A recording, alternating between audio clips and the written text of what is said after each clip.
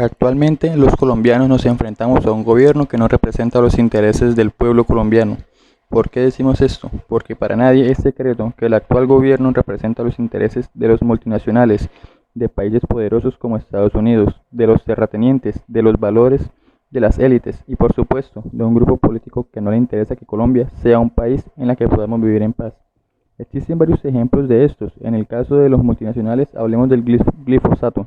Hace mucho tiempo se comprobó científicamente que el glifosato es cancerígeno, es decir, mata la planta como también la tierra, dejándola infértil. Por lógica, se debería prohibir el uso de este veneno en territorio nacional. Sin embargo, muchos políticos del actual gobierno reclaman que ante la inminente proliferación de los cultivos ilícitos se debe utilizar este herbicida. Sin duda, es evidente que la multinacional que crea este veneno necesita de un comprador y no es mejor postor que el gobierno actual. Además de parecer que no le importa la vida de muchos campesinos que viven en sectores en donde se hace la fumigación. Por otro lado, los Estados Unidos piden a los países latinos una efectiva lucha contra el narcotráfico, pero estos son los mismos que colocan los muertos. No solo eso, la tierra que antiguamente era sagrada es ahora el territorio de batallas del poder militar del gobierno contra grupos al margen de la ley. El gobierno también está al servicio de los terratenientes, pues como sabemos, Colombia ha estado en conflicto armado más de 50 años.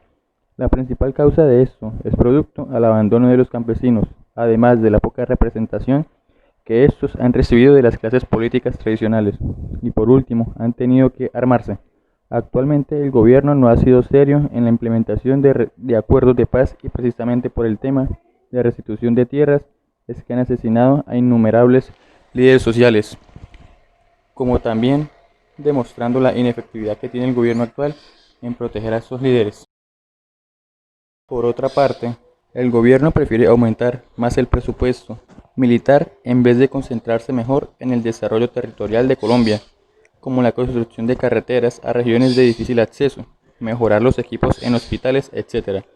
No obstante, lo que llevamos del año 2020 y teniendo en cuenta a los sucesos que han estado ocurriendo en el mundo debido a la pandemia, el gobierno destinó una parte del presupuesto militar al sector de la salud para enfrentar a la pandemia.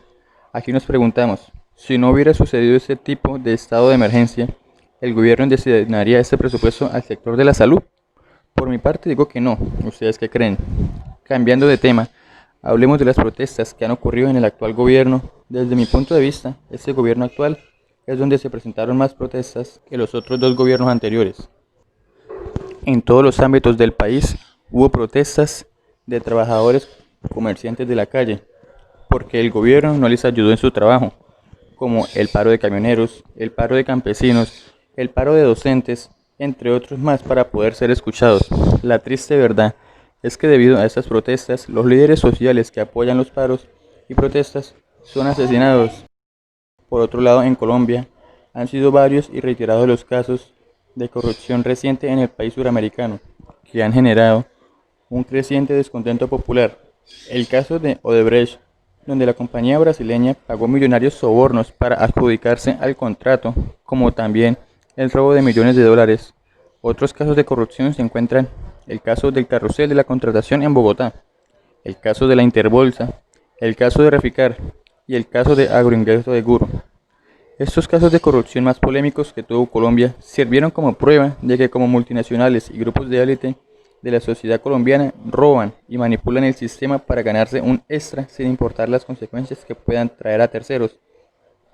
Para concluir, el principal problema que tenemos en Colombia y la causa de estos problemas se debe a la ancha relación que tiene el mismo gobierno con el pueblo, porque la mayoría de las protestas que se han realizado fue con el propósito del que el pueblo sea escuchado.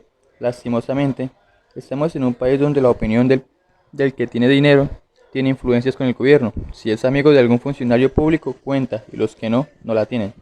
Honestamente, nuestro pueblo no aprende de los errores del pasado, sino que los sigue repitiendo, y se hunden más en la búsqueda del conflicto, en vez de la propia paz. También somos un país donde el mismo pueblo se deja influenciar fácilmente, llenándonos de mentiras y la mal información. Por eso, es tiempo de abrir nuestros ojos y comenzar a cambiar al país, aunque sea poco a poco, en vez de sumergirlo en la decadencia, donde el interés propio prevalece del interés general.